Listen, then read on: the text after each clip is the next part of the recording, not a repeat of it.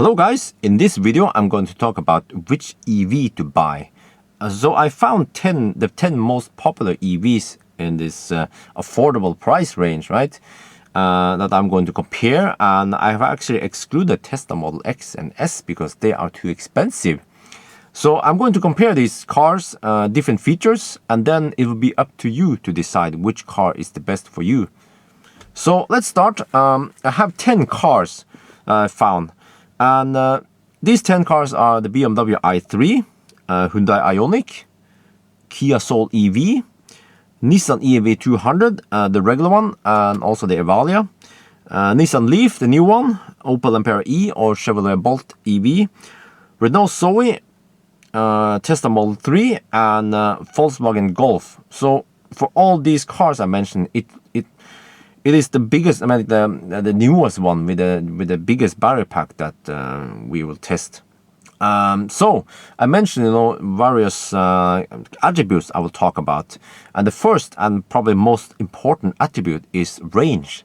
So I have this table of range I found, and this is like is either EPA, VLTP, or my own measurement of, I would call it, real world range, and for summer. So if you want to know the range for winter, you have to subtract about 20 to 40%, and then you get the winter range. So I try to simplify this. Yeah. Why is the range so important? Well, you want the best range because then you can skip charges. You don't have to fast charge or whatever, or you run out of juice in worst case. So longer range usually means that you will have less battery wear. I mean, like less battery degradation because you use less cycles for the same distance, right?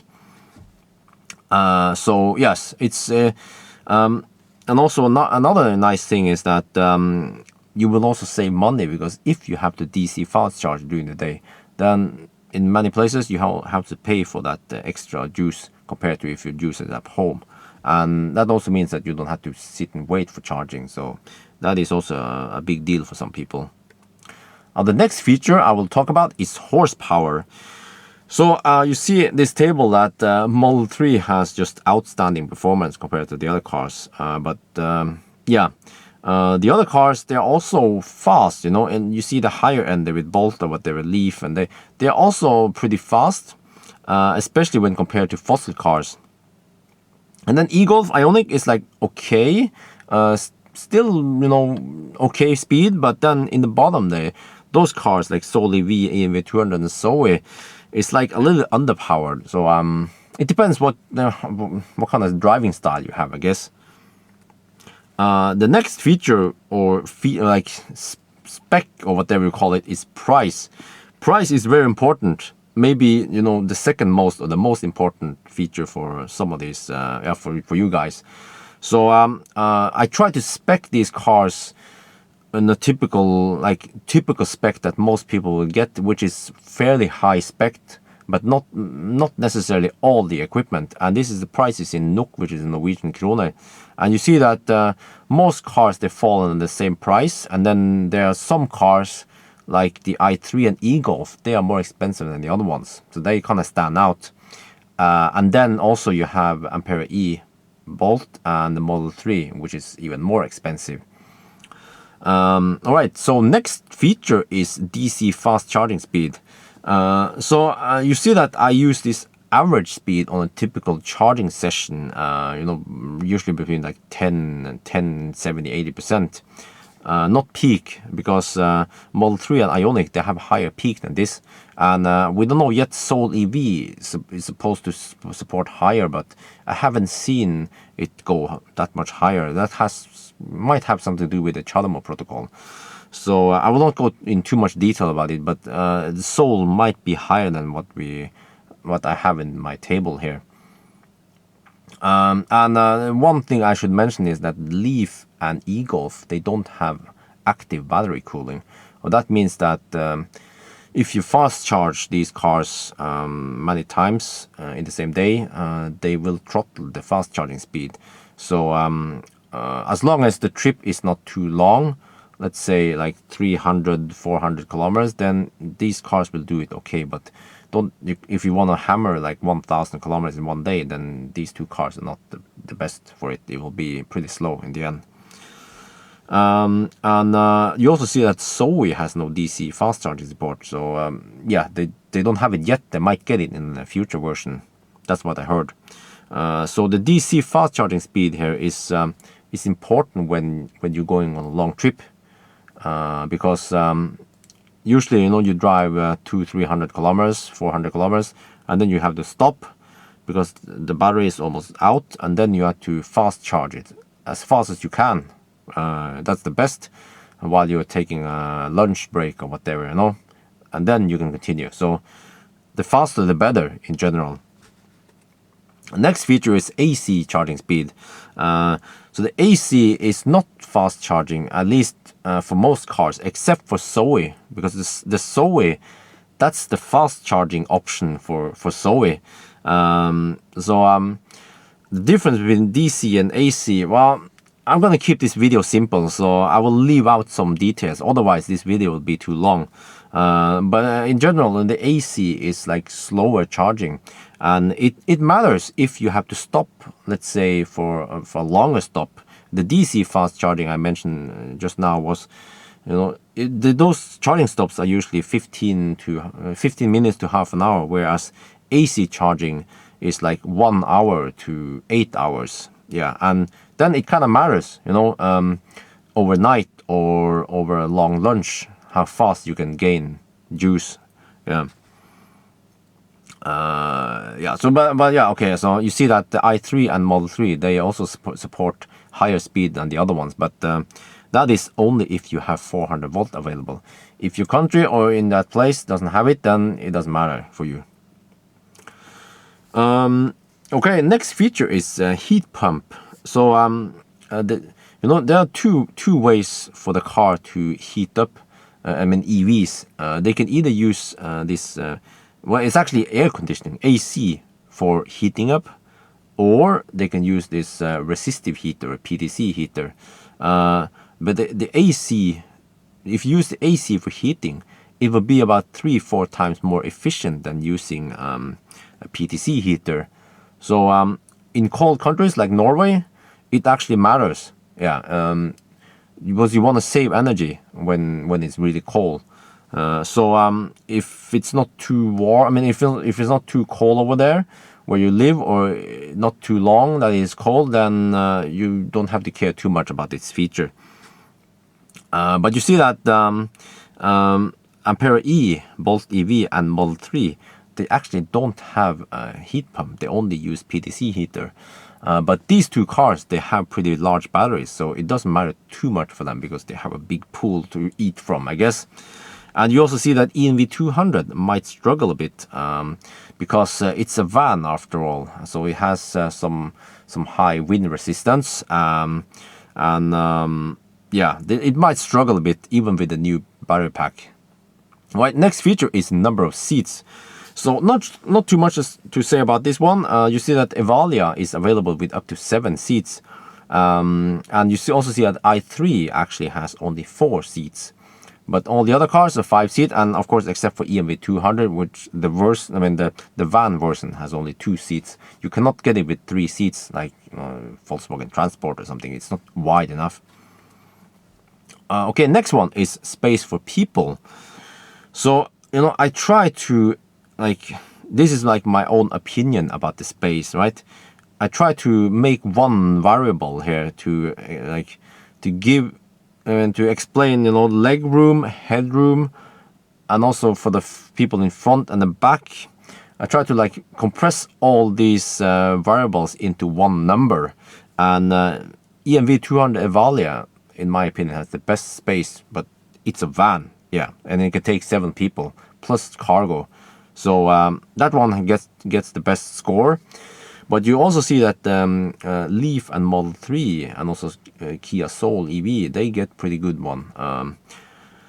And then in the bottom, yeah, naturally the smaller cars, you will have less space. All right, the next one is the space for cargo. And again, NV200, the van version, blows the scale. It goes to 11. No, because it just has tons of cargo space. But also the ENV200 Evalia gets pretty high score because it's a van, so you can stack cargo in the back there. Yeah. But you see that the Model 3 gets a pretty high score also because the Model 3 is one of the few cars who has a frunk.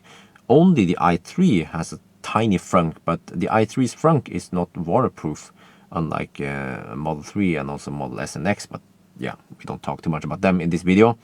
So they get a pretty high score, but Leaf also gets high score. Yeah, it's pretty big, yeah, in the Leaf.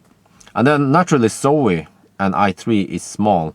The Zoe is a very small car. i3 is also somewhat small, but the space in i3 is limited because it was designed for Rex, for the range extender, the fossil engine there. And even if you don't get the range extender, you have the pure electric one, that space has been reserved. So there's just like this shaft going there. Yeah, so that's a bit unfortunate. All right, next feature is interior quality. Yeah, you want to have it nice when you drive. So in this one, you know, I try to look at the material and finish and design, and EGolf gets the best score. Really nice, like the whole, you know, the seat and everything there. It's really nice interior. The way the door closes, the sound of it, yeah. And actually, I ranked Model 3 to be pretty high too. Not because I'm a Tesla fanboy, but because I've seen those cars. I've also been in many of the older Model S and X, and also the newer ones. But Model 3 gets a pretty high score because they have improved a lot versus some of these older Model S or X or whatever in terms of like materials used. Like, you know, they use more soft materials, better to touch and looks better, and they also design you know, the headrest and the armrest and, you know, door pockets or whatever to be way better. You know, when I sat in the Model 3, it felt more like sitting in a German premium car than you know, yeah, an old Model S. And also worth mentioning that the new Leaf has better interior than the old one. Yeah, because many of these cars I mentioned now, like the i3 or Soul, whatever, they only upgrade the battery. But as for the Leaf, it's like a newer car. Yeah, they redesigned some stuff. And unfortunately, ENV200 gets the lowest score because there's like hard plastic everywhere.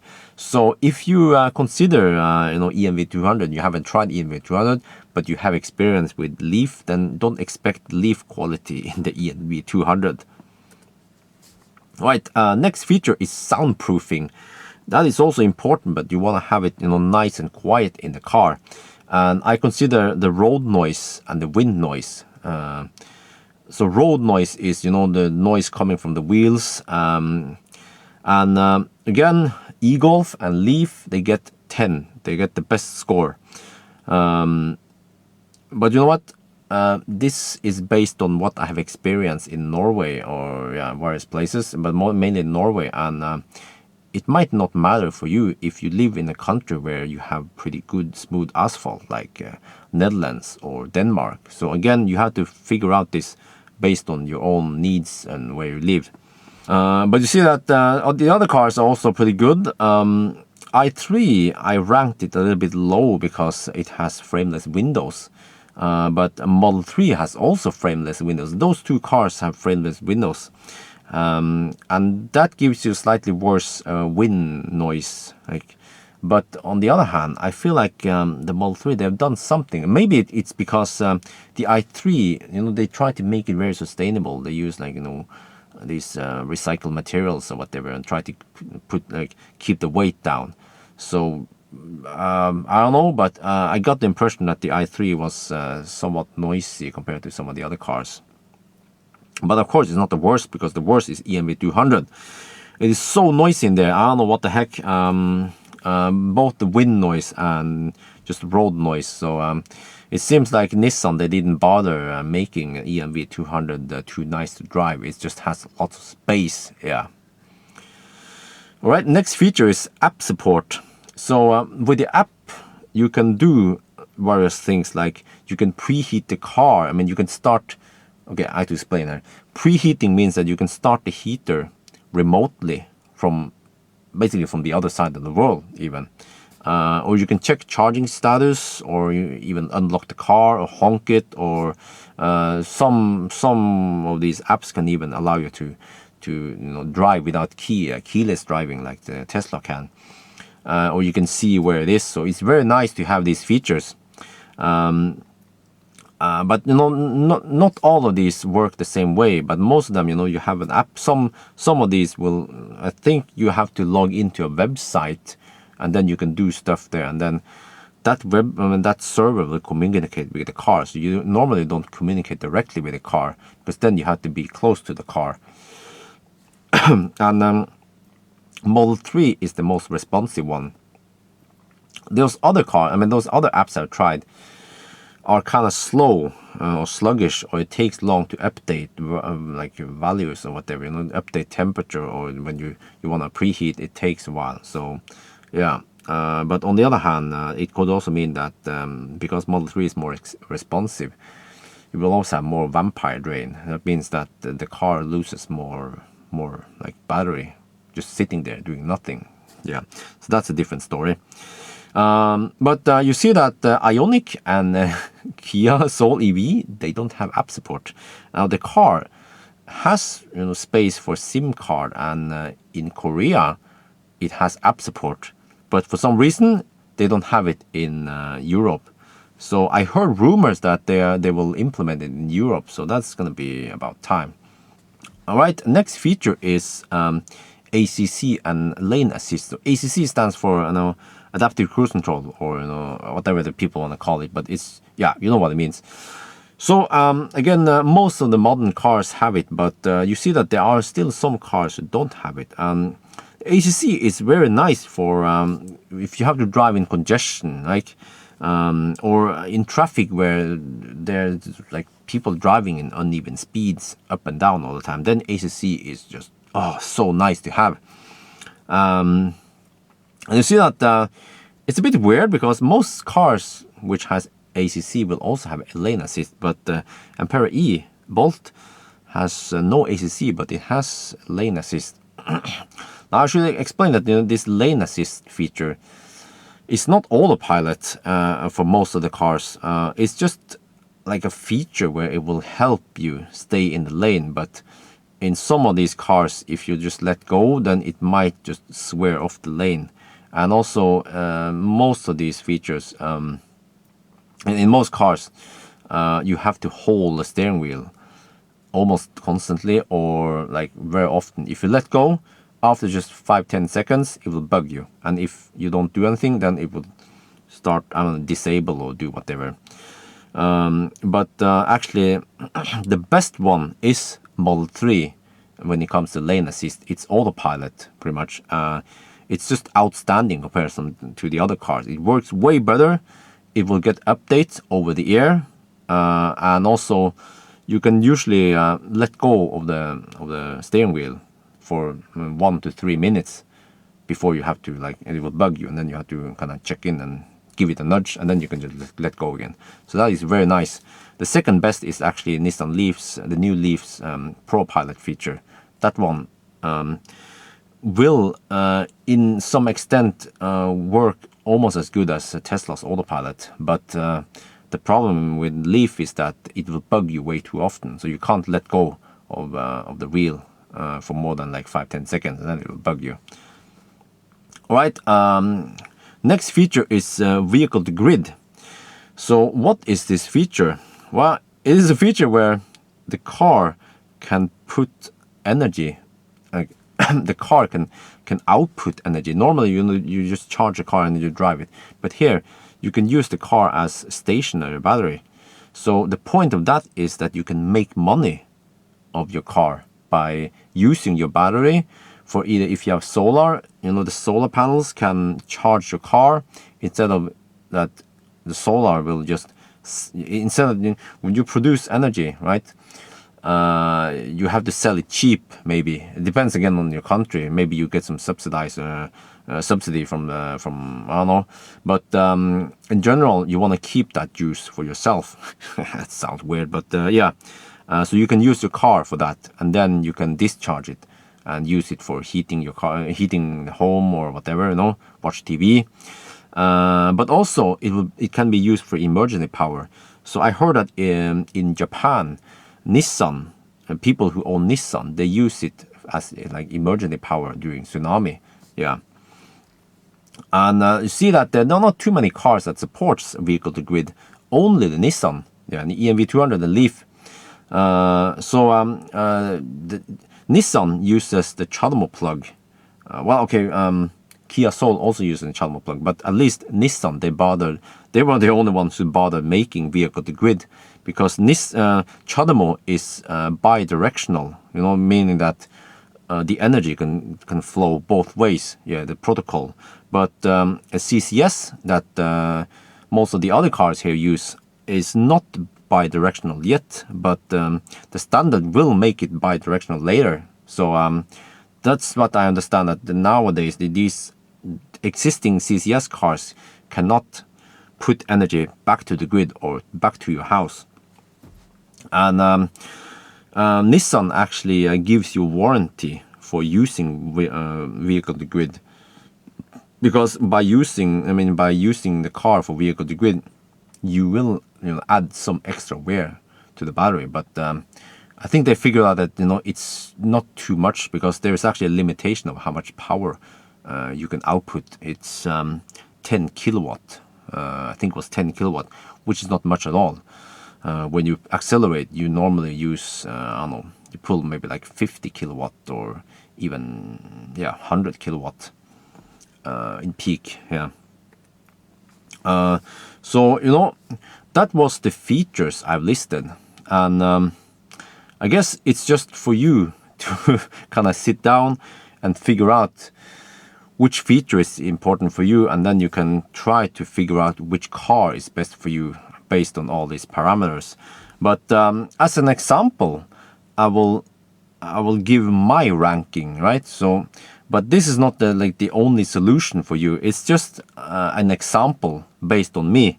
So I have to describe myself then, that Bjørn Nyland, right? I love driving long trips, so that's one like criteria. And then I like good space for people and cargo. So that means like I prefer larger cars because I like to bring shit or whatever. And I also like to have it like nice and quiet in the cabin.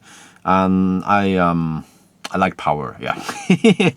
But also another thing is that in Norway, we have pretty good DC fast charging support here. So that is also important. It depends on your country. If you live in Germany, you might have better like AC fast charging support, but we don't have too much of that in Norway. So in Norway, where I live, it's plenty of DC fast charging. So I ranked all of the 10 cars. I ranked them. So based on which car I prefer the best and which car I prefer the least, right? And if you start in the bottom, number 10, the car I wouldn't get based on my own preferences, right? So don't hate on me. Number 10 will be Zoe. Now the Zoe has some nice features, which is it supports 43 kilowatt AC. That is very nice. And also has pretty good range, big battery and good range. But there are some disadvantages in my eyes, which is that it doesn't support DC, and we have plenty of DC fast chargers in Norway. And 92 horsepower is a little bit low. I like power, I like overtaking, so yeah. And space for cargo is also very limited, because after all, it's a very small, compact car. And it doesn't have adaptive cruise control or lane assist. So yeah, that's why it gets a pretty low score for me, even though it's very cheap to buy. Right, car number 9 that I would buy is going to be BMW i3. So the i3 is actually pretty powerful, 170 horsepower. That's nice, and it supports 400 volt. That is also nice. And also the interior quality is in good German style, right? But it's very expensive, so it loses much points from me because it's very expensive, and the range is not, you know, necessarily better than the other cars. And also it's only a 4-seater. Now I rarely have people in the back seat, but it's just a thing that, you know, if I would bring some people, then, you know, 5-seat would be better. And also, as I mentioned, it has very limited cargo space because of that design for Rex. Yeah, so unfortunately, i3 gets a very low score from me. Right, next one, number 7 is Nissan NV200 Evalia. So I mean, the Evalia is just amazing when it comes to space for people and space for cargo. Yeah, but that's pretty much where it ends, because it lacks power. It is very noisy, and again, it doesn't have adaptive cruise control or lane assist. So yeah, that gets a very low score. And it's not too hard to guess that car number 6 is also ENV200, the van version. So I mean, why would I rank the van version slightly higher? Well, because I would probably use it for like transporting cargo. So yeah, that's why it gets slightly higher score from me. But that is even based on my first personal preferences. All right, car number 6 that I would buy is EGolf. Yeah, so the good thing about EGolf, it's pretty powerful, 136 horsepower. The new one has been upgraded a bit. That's nice, and the interior quality is so good. Yeah, and the soundproofing is the best, of course, very good. But price, very high price, and also slow DC fast charging and no active cooling. That is not good for Tesla, Björn. Yeah. I don't know what else to say about EGolf. It actually has pretty nice, amazing headlights. Yeah. Right. So car number 5 that I would buy is Kia Soul EV. Yeah. So the Kia Soul, why I ranked it so high is that it's not too expensive. So it's like, okay, the scale in my head is that you know, the higher on the, like, yeah, okay, in higher up there, I expect that it could also be expensive, you know, up on the list. But Soul actually, you know, Soul is pretty good when you get lots of stuff, right, for the money. So that's why the price is pretty good. And it also charges pretty fast. That's a good thing. You know, it has active cooling, battery cooling. That's good for me. Soundproofing, and the new one is also pretty good, but it has no app support. And I love preheating the car, and I just love to be in control and use the app to check how the charging is, and, you know, stuff like that. So lack of app is a disadvantage for me. It might not be a disadvantage for you, but for me it is, because I'm used to it. And again, Soul has no ACC or lane assist, so I like that feature. All right, getting close to the top now. Car number 4 I would buy is Ampera-e, Bolt EV. So why is that one good? Well, the range is pretty amazing, you know, long range and also good power. One of the fastest EVs out there in this price range. Yeah, but again, high price for it. And also the DC fast charging speed is somewhat like, it shouldn't be higher because of the battery size, so it's not. It throttles already at around 60-65%. So I'm not too happy about that. Yeah.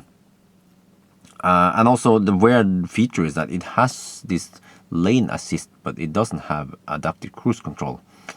So yeah. All right. Car number 3 I would buy is going to be Nissan Leaf. So what I like about Leaf is that it's a cheap car. Well, I would say it's not too expensive. Yeah. And also good power. Yeah. When I tested it, when you punch it, it's like, yeah, good, nice power. And it has lots of space. yeah, so you remember, I know I mentioned that I like space because I like to haul stuff, or yeah. So I like the space for people and for cargo, and also the interior quality in the new Leaf is pretty good, and the soundproofing is amazing. So I like that, yeah. And I think, yeah, the Leaf, I haven't mentioned it before, but it has 360 camera, so that's also a nice feature that none of the other cars have. All right, so now we're getting very close to the top.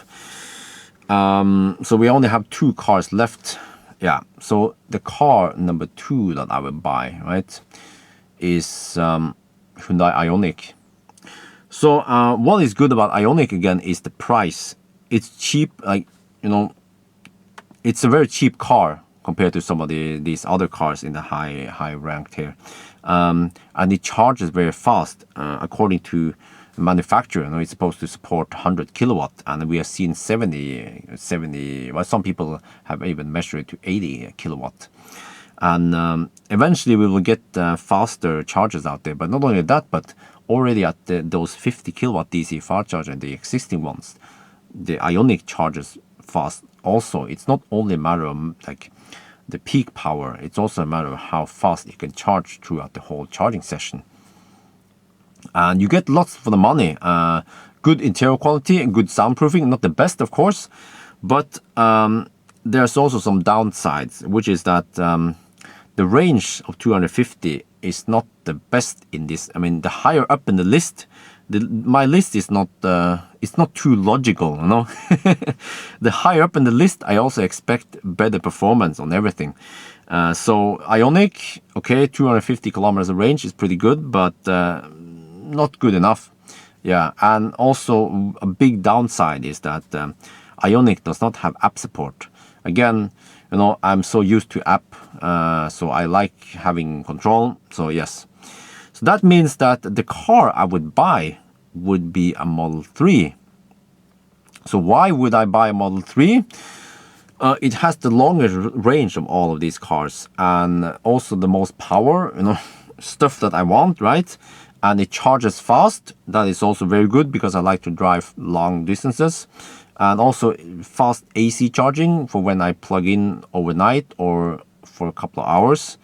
And it has like good space for people and cargo and interior space, and soundproofing is not the best, unfortunately, but I had to do a compromise and I had to figure out what was important. So actually I could live with not having the best soundproofing.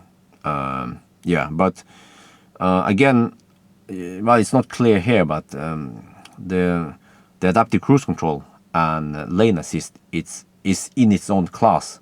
It's not comparable to any of the other ones. So the autopilot in Tesla is just outstanding. And one other feature I haven't mentioned about the Tesla is that it it can access its own charging network, the supercharger, which is also outstanding compared to all the other cars. So, the Model 3, the only downside I have with Model 3, at least, there are of course lots of other details I left out here, but the price, it's very expensive. It's the most expensive car in this price range, but in my opinion, the features and what you get kind of outweighs the price. So yes, that means that I will actually pay that extra price to get that car. Yeah, based on my preferences. So if I had a very limited budget, then I might have went for an Ioniq instead, or maybe a Leaf. Actually, maybe not Leaf. Maybe Leaf even. But yeah. So anyway, so it's been a long video. I tried to explain, the reason why I made this example for me is that I would try to get you into this like this way of thinking, to try to figure out what is the best car for you. Yeah. So I hope this video was useful for you, and in your quest of deciding which car is the best. And the reason why I made this video is because so many people ask me, which car should I buy, Ioniq or Leaf? EGolf or i3? And I'm like, yeah. So I think that's it. Yes, if you have more questions or comments about these cars, maybe I forgot something, then please leave me a comment and I'll try to reply to you. Yeah. So I guess that's it for now then. So thank you guys for watching and talk to you later.